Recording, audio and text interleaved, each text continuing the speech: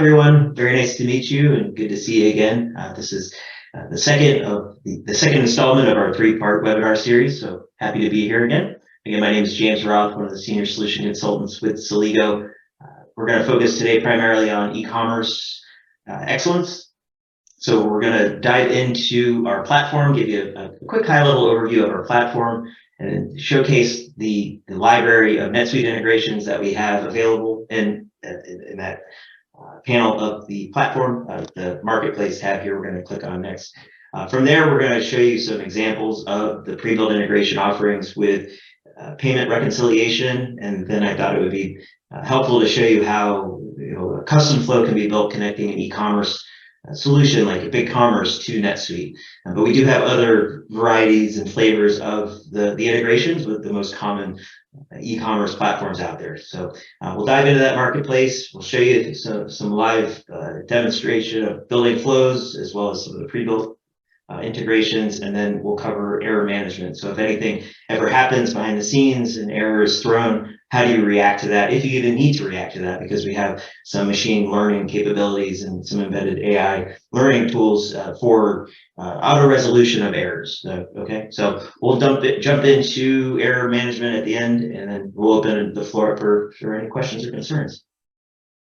So to begin, integrator.io, this is the Celigo platform. This is an iPaaS, integration platform as a service. To Eber's point, it's going to allow you to connect, integrate, and automate all of your business processes under one umbrella. Okay, so this platform is going to enable you to reach out to those e-commerce marketplaces like maybe Amazon or Walmart or eBay, but also, again, those e-commerce platforms like Shopify, Magento, BigCommerce, even Neva, whoever else you would need to connect to. We probably already have something either started or pre-built in the marketplace.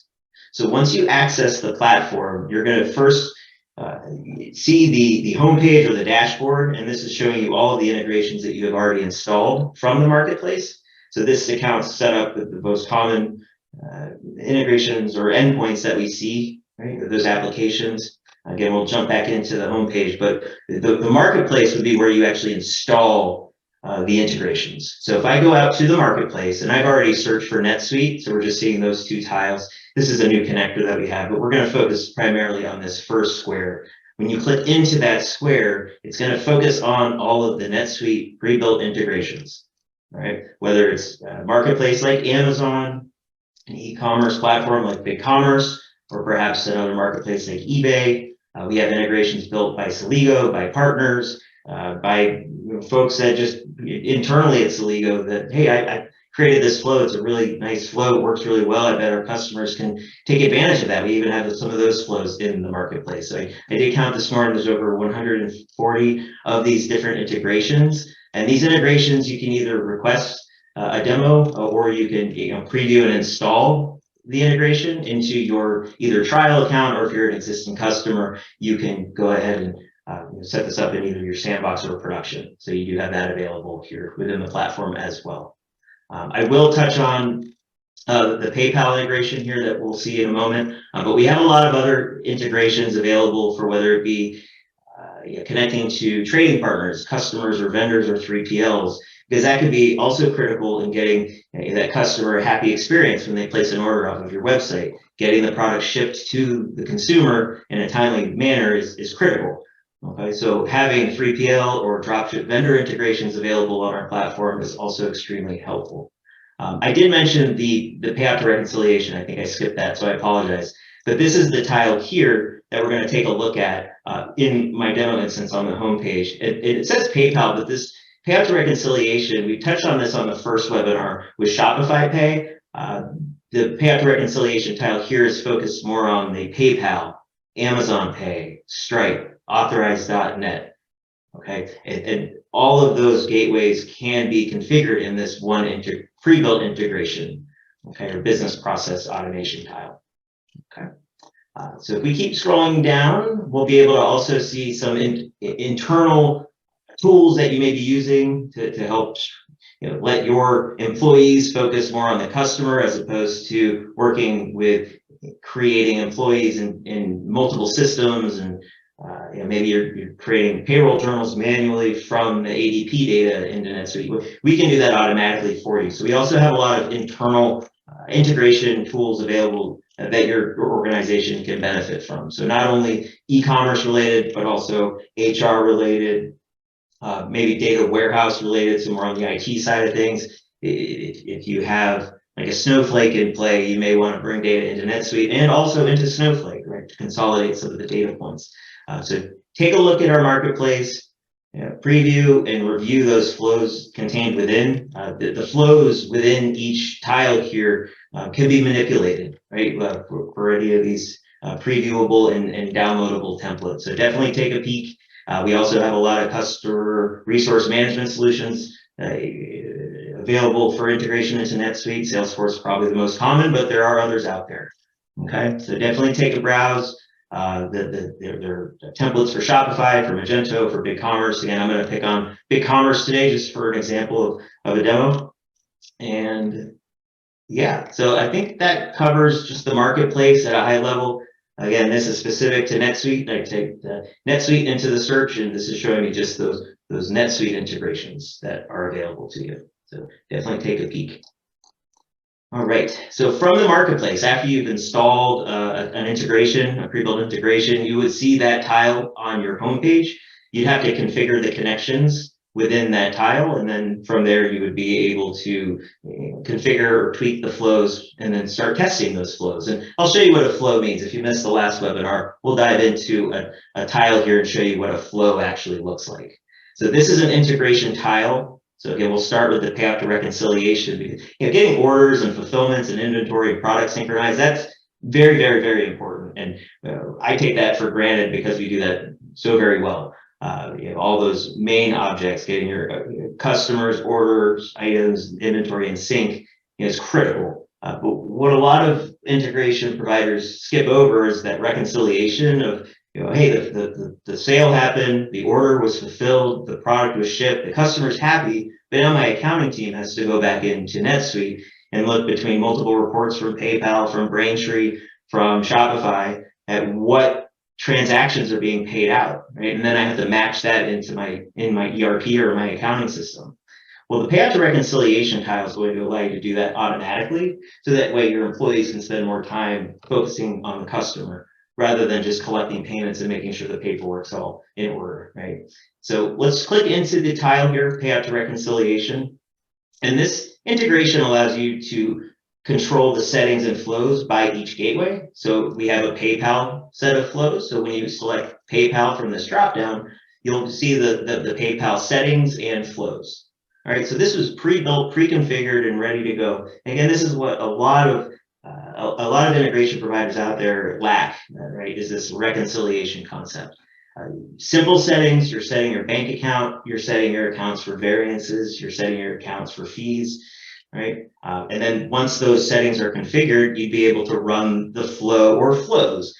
PayPal has a single flow, okay? If I click on this flow, this single flow is going to get the PayPal payout data, right? And this would happen automatically or on demand. So you can run it on demand or on a schedule that you choose.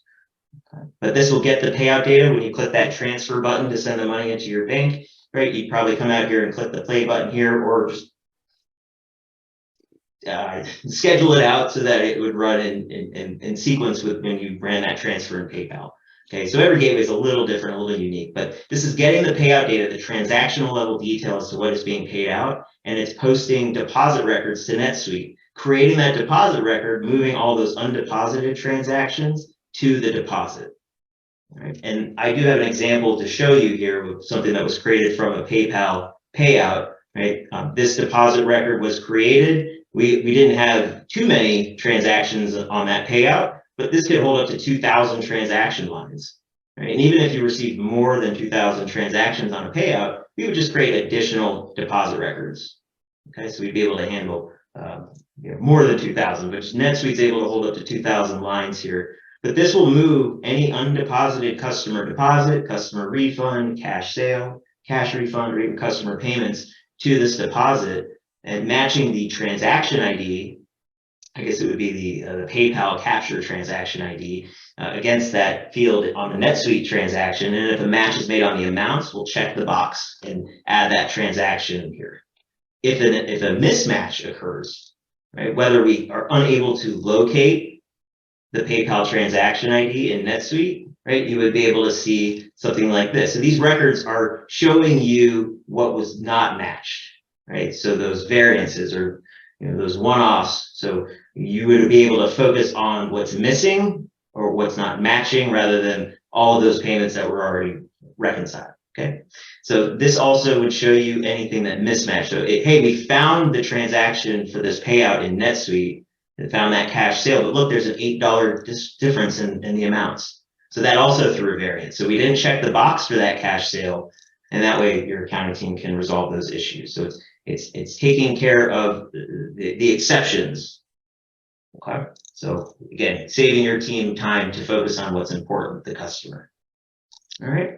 So moving on from PayPal, another common integration that we see is with Amazon Pay or I guess Authorize.net, in my opinion, is probably the most common now. So let's focus on Authorize.net. And Amazon also has two flows. So the one difference you'll see here, not to get into the weeds, but there are two sets of flows here. For certain gateways, we need two sets of flows. One to get the summarized detail and maybe create custom records in NetSuite. And then the second flow will automatically trigger and it'll create the deposit record as well. All right, so this will work with Authorize.net rather than PayPal. Again, different gateways have different flows. Right, so this will help that reconciliation. And then once that deposit is made in NetSuite, you'd be able to compare that or match that against the bank data, the bank deposit. Okay, so it should be very helpful there. Your accounting team will be very happy with the payout to reconciliation flows. Okay. Now moving on, if we install, let's say, the BigCommerce NetSuite template, all right, and let's take a look at this template. Now, I modified this template a little bit, and that's the beauty of the template. It comes with base flows, and then you can tweak it. So notice on the left here, I have these flow groups created. Now, I created these this morning, and I organized my item flows into this flow group. I've organized my customers and orders into this other flow group, right, just to better organize. And by creating a flow group, you're able to kind of isolate flows into their relevant buckets. So if I wanted to come in and create a new flow group, and we'll call it webinar 518, yeah. You can go ahead and you can move some of these flows into this new flow group. Everything has a home already, so I'm just going to save and close this. All right, and then I'm going to show you how we can create a custom flow and add it to this webinar 518 group in just a moment. But let's take a look at one of these templated flows, just to give you an idea of what comes out of the box with these templates. So if we go out to, there we go, BigCommerce orders to NetSuite sales orders. Sorry, my eyes are going on me. You can see here this flow was built, pre-built. I didn't manipulate this. I don't think I manipulated this yet, but as you can see, it's a multi-step flow. So it's a flow that's getting BigCommerce orders as the first step. So that's the source data, right? And this is already configured to grab those orders. And what's nice with the preview here is you're able to see the results of that data, right? Of that processor. So this is the order data from BigCommerce, just available to you as a preview. Okay, and you can choose when or what data to grab from BigCommerce. Do you want to grab the new orders from the last time this flow ran, or do you want to just grab everything, or do you want to just test it with a couple of orders, right? So you have that capability in this template to control what you're getting. So we're getting the orders, and then BigCommerce, they make you go out and get the order products. Great. And then it's also getting customers. Oh man, this is getting pretty complicated. Oh, customer addresses also. This is all great, right? Because we're getting the order, the products, the customer, the ship to, as well as additional customer information. And then this flow is creating NetSuite customer records and then orders. And you may be saying, well, I don't need something that complicated or complex. Maybe you have a flow for customers and a flow for orders. You can do that, no problem. So let's take a step back and create a custom flow, right? We saw what comes out of the box with a templated flow and how we can create customers, orders. And then look, we're also posting all of that data to a different endpoint, right? Looks like I forgot I added bundle B2B into the mix here, because all that information from BigCommerce into NetSuite, I want to then send it into bundle B2B, right? Maybe update a quote or update a customer or create an order. You can do that, right?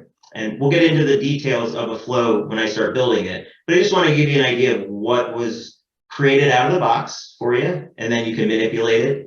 You can add processors, you can add flow branching to the mix, but you could also start from scratch. So I'm going to exit out of this flow. We're going to go into the webinar flow group, and we're going to go ahead and create the flow from scratch. All right, we'll give this a name. We'll say BigCommerce orders to NetSuite, and how about SQL? So we'll get this same order information into two different destinations. You could add multiple sources. You could also add those lookup steps that we're going to show you, but we'll start with a single source. And when you click on add source, you're presented with a list of our pre-built connectors. So we have database connectors. These are going to solve connectivity to your SQL, Microsoft SQL, right? Whether it's on-premise or hosted. We have MySQL, we have Snowflake, right, which is gaining in popularity. So we have a lot of database connectors available to you. We also have these universal connectors, which would allow you to connect to really any API or any trading partner for that matter, right? AS2, FTP, we have a GraphQL connector. So if you want to grab a file from an FTP and bring that into NetSuite, you can do that in a flow automatically. So if an order file is dropped by a customer of yours into an FTP, we can grab that and throw it into NetSuite as a sales order. Okay. GraphQL, a lot of e-commerce platforms now have GraphQL APIs. Shopify, BigCommerce, Braintree has a GraphQL API. Wayfair has that marketplace has a GraphQL API. So that's pretty common. So we have a GraphQL API connector, and then we also have the HTTP and REST connectors, which will allow you to connect to really any SOAP or RESTful API. Okay, and we also obviously have webhook capabilities for listener events to support real-time flows. And then we have all the named connectors. So this would be the BigCommerces of the world, right? The NetSuite. So there's over 250 plus pre-built connectors. Okay, and this is just connecting to your instance of that e-commerce site. And you're able to use existing exports to help speed up the process here when you're building these flows out. So just reusing what was already built prior. You can do that. For today, we're just going to leave that blank and we're going to create the source from scratch. Okay, so we're going to hit next and we're going to name this get BC BigCommerce orders. So we're simply going to select the version of the API, what API we would like to hit. So here we're going to hit the orders API, and then specifically what orders API endpoint. So would you like to get a specific order, right? Would you like to get a list of orders? So the form that we've built here allows technically savvy business users or just business users to go in and build these flows, and you can specify which parameters to use. So I only want to grab orders in this specific status. It's pending, right? And then you, again, can control if you want to pull all the data, which I wouldn't really recommend, but then you have the Delta option, which would go and get orders from any new order from the last time the flow executed. So looking at that date timestamp of the last time the flow ran. So anything that's new. Limit, you can just limit if you're testing. Today, we're kind of testing. So we'll just say, hey, just give me one record. And when you preview, again, you can review the results of the flow. And this is the BigCommerce order data. So we're good there. We're getting that information. Lovely.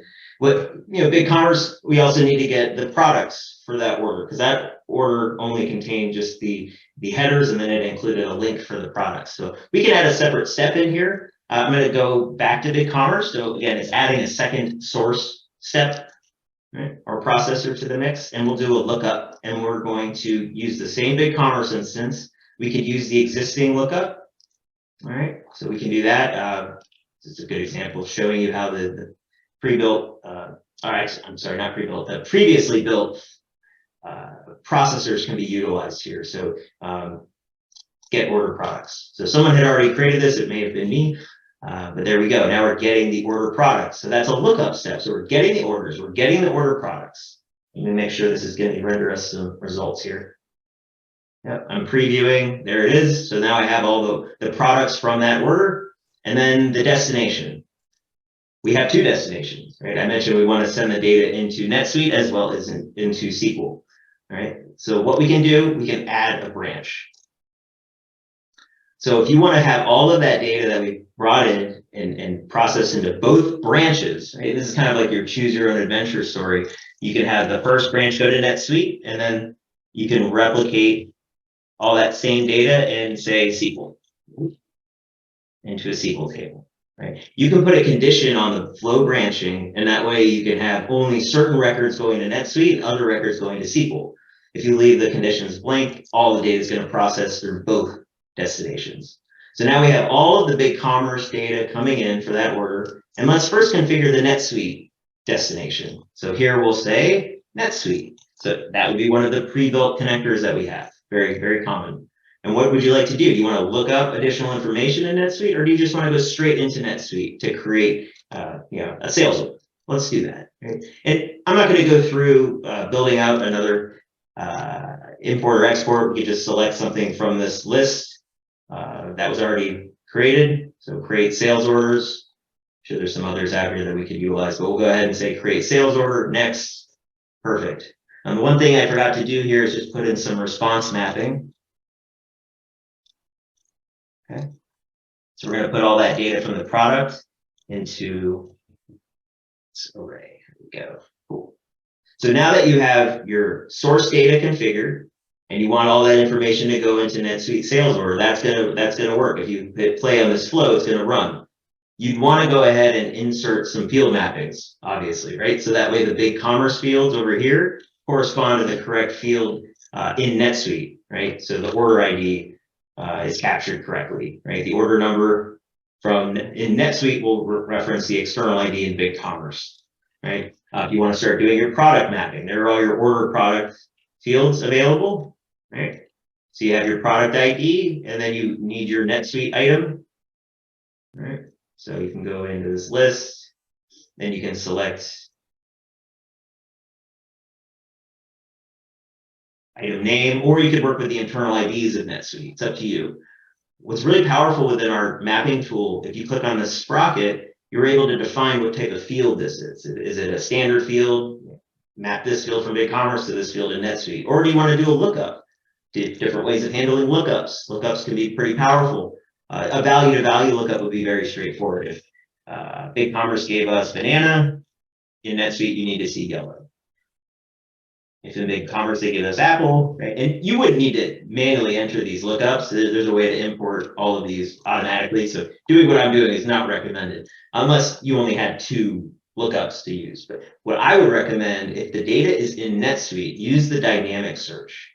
That way you can look into a specific, say, item record, or look into all the item records, and then you would be able to define, how do we identify that the BigCommerce product equals this NetSuite item, right? It's usually based on a SKU, or whatever it may be. So you can add filters in here to say, hey, if the SKU is equal to XYZ, then that's the match, right? Or whatever it may be. It could be SKU. Sorry. Whatever item it is, all right? These are all your NetSuite fields available, and so you would just simply select, use the item name, right? So the name would be used in this lookup, and then return the internal ID of that item. So once a match is made in NetSuite with this lookup, return that internal ID, and then that way the internal ID is going into NetSuite on that sales order. So you obviously have to finish the field mapping here, but we've created enough to run the flow. And then the last step would be to add that SQL table to the mix. So here we can use this generic connector that we've already configured, and we want to import the data from BigCommerce order and customers into this SQL table. And again, I'm just going to use something that was already created. So we've grabbed all the BigCommerce order data. We're funneling it into NetSuite, creating sales orders. We're also creating tables or updating tables in SQL with that relevant information. Again, you would also then have to map that data. And then once you've mapped it, you turn the flow on. You can test it by clicking play, right? Or you can set a schedule up so that you wouldn't have to go in and push that button. So you can schedule it down to every 15 minutes or down to every 5 minutes. And then with these custom flows, you could also add a webhook or a listener event. So you wouldn't have any schedule at all. Okay. You would just run. If that event occurs, the flow will execute. So while that flow is running, you may notice, oh, there might be some red going on, right? SQL's not connected. So that'll be one error you would have received already. So moving on into error management, since we only have, I'm already over time, so I apologize for that. But speaking of error management, every user within your organization will be set up with a username and email, and you can subscribe to email alerts at a flow level. So when I go into this notification section, I'm logged in as James Roth. So if I go in, I want to receive notification on all flows because I'm the admin. I want to receive notification on everything that happens. Then you create rules in your Gmail or Outlook to work with those alerts. Okay.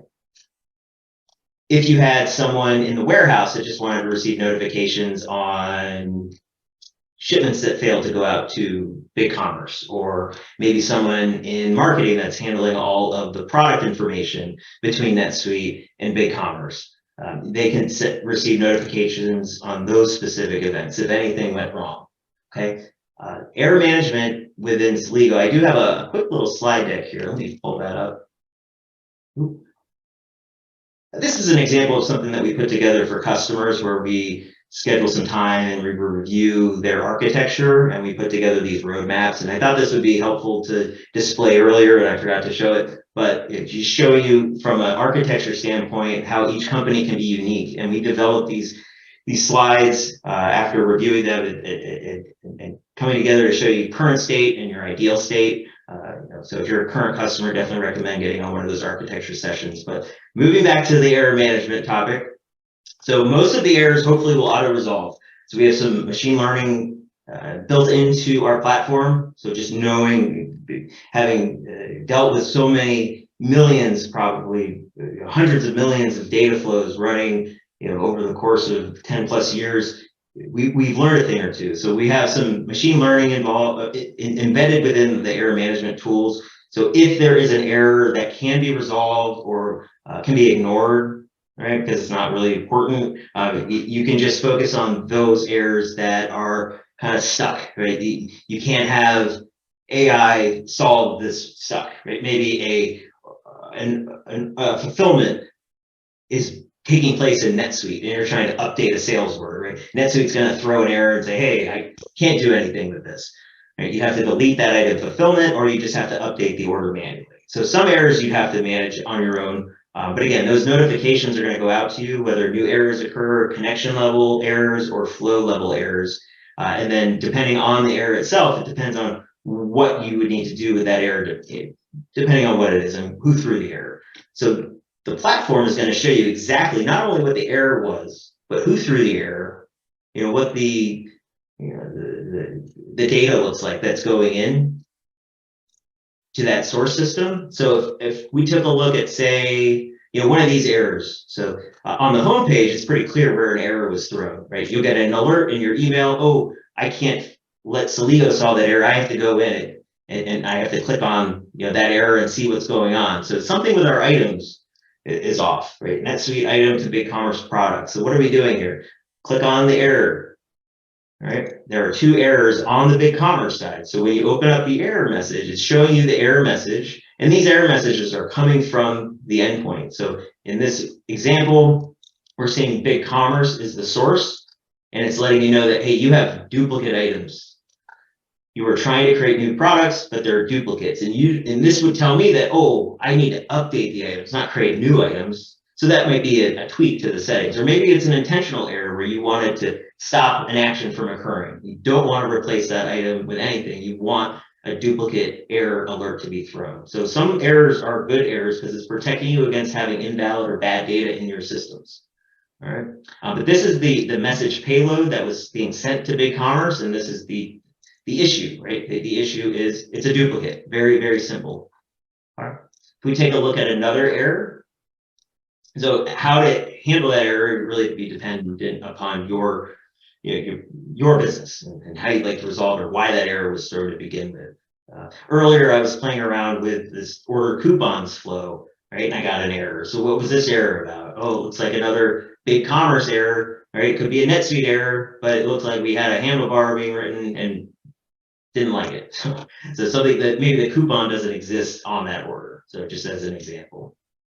So email alerts are going to go out to multiple users, and then I forgot to show the last slide, just to give you an idea of what the emails look like. Thought that would be helpful.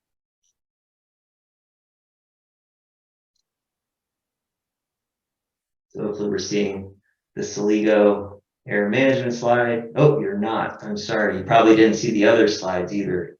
My apologies. So there I was talking about stuff you weren't seeing. My apologies, everyone. But this was the slide I was mentioning when we do these architecture reviews for each, each customer prospect, and kind of develop a game plan as to, what phases you would like to throw these projects into. And then I was showing the screen. You weren't looking at it. My apologies again. But this is regarding the error management and how auto-resolved errors would occur through machine learning and AI on the back end of Celigo.